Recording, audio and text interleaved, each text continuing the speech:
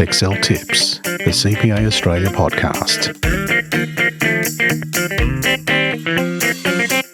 Welcome to the Excel Tips podcast.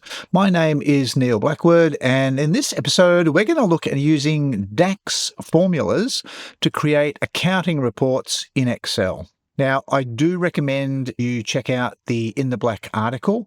There's a link to a previous article on using DAX. I'll explain what DAX is if you're not sure a little later, and Power Pivot. Now, that example used sales as an example. Today, I want to talk about using DAX and Power Pivot for accounting purposes because that can be a little bit more complex than sales. The companion video goes into a lot of detail and explanations. It's actually one of the longest videos I've done for an article. It goes to about 29 minutes, but it does cover a lot of different techniques that you can use with Power Pivot and DAX.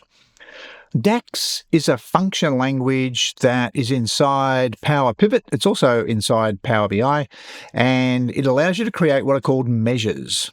We need to talk about these power things. So Microsoft unfortunately decided to label everything with power at one stage. And so we have Power Query. Now that is the best way to import data into Excel. It's also exactly the same way that you can import data into Power BI. Power BI, the BI stands for Business Intelligence. Power BI is a separate package to Excel, and it has better dashboarding techniques. But it also has, as well as Power Query, it also has the same engine as Power Pivot.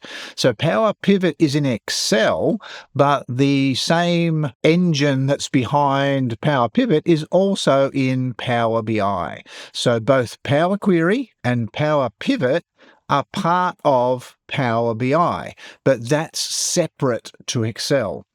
Within Excel, we have Power Pivot and Power Query. And within Power Pivot, we have the DAX formula language. Everything you learn for DAX in Excel is applicable to Power BI as well. DAX, by the way, stands for Data Analysis Expressions.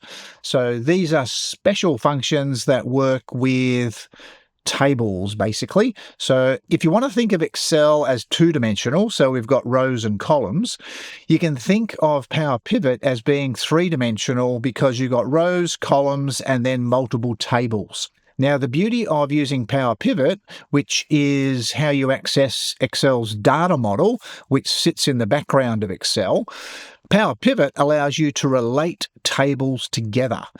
So it's like a relational database. It's not a relational database, but it works like it, and you can report on data like a relational database. Now, the article and video goes into a lot of detail about how you can use Power Pivot to build accounting reports. Now, accounting reports are a little bit more complex than sales reports, and there's two issues that you might face when you're building accounting reports, and one of them is financial year. And so if you create a date table, you can get around the financial year limitations of pivot tables.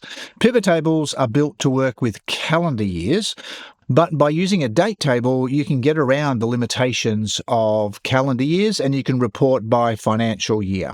One of the problems you might face when building accounting reports with Excel is that trial balances often have credits as negative and debits as positive. But when you need to build your report, you still need to show, for example, revenue as a positive value, whereas the trial balance might have it as a negative. And so you can use an account table, which allows you to map the accounts and change the values so that you can display them correctly in the accounting reports. Now, the solution used 3 different tables. There was a trial balance table, which had multiple trial balances in it, an accounts table, which was basically a chart of accounts. That had a column in it that allowed you to have a sign for the account. And so each account has a sign that you can use to adjust it. So all the revenue accounts had a -1 as the sign. And so that allowed the report to show the revenue as a positive value. And there was also a date table. And so those 3 tables were related together in Power Pivot. After you've related the tables together, you need to build the DAX measures. Basically, the best practice is that every value you put into a Power Pivot report should be a measure. So you need to create a formula to calculate it. Now, the beauty of it is you only create 1 formula per measure. So in Excel, we're sort of used to creating a formula and then copying it down and across. But in the DAX language, you basically create 1 single formula and it does all of the calculations for that particular measure. And you just drag the measure onto the report and everything works. Now, there were quite a few different measures created: revenue, direct costs, indirect costs. There was also some margins and some profits, and also percentages. Now, one of the things you need to do when you are creating measures is to test them. So you can actually just use a normal pivot table to do the testing, and you can compare the raw data with the measure data. And again, there's an example of that in the companion video. One thing that can help you is AI, because AI can write DAX formulas and can even review DAX formulas and explain them to you as well. So if you've come across a DAX formula in your file, you can get your AI to explain the formula to you. So once you've set your tables up and written your DAX measures, you need to test them. And as I mentioned, you can do that with Excel's normal pivot tables and also just some general formulas. That's one of the advantages. When you're writing measures in Excel, you can actually use formulas and functions to sort of test them on the spreadsheet, which is a little easier than creating measures in DAX in Power BI, because it's harder to check back to the original data source. Now, when you're creating measures, there is one rule that you need to follow.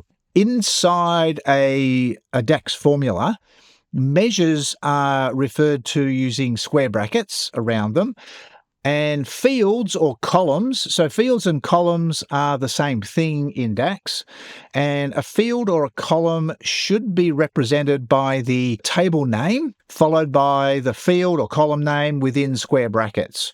So that means when you're looking at a formula, a DAX formula, and if there's square brackets around a name, that means it's a measure.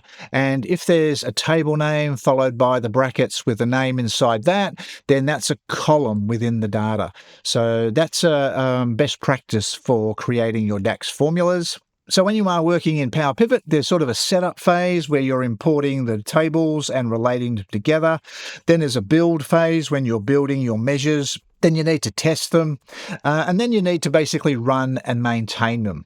So that's sort of the phases that you'll go through when you're working with DAX measures. In terms of the maintenance, you will need to add any new accounts to the accounts table to make sure that they are treated correctly in the reports. You can also add slices to your pivot tables to allow you to filter the reports as well. So if you're interested in learning about Power Pivot and DAX, then I recommend you check out the article, because you can check out that initial article which takes you through setting up Power Pivot and some of the basics.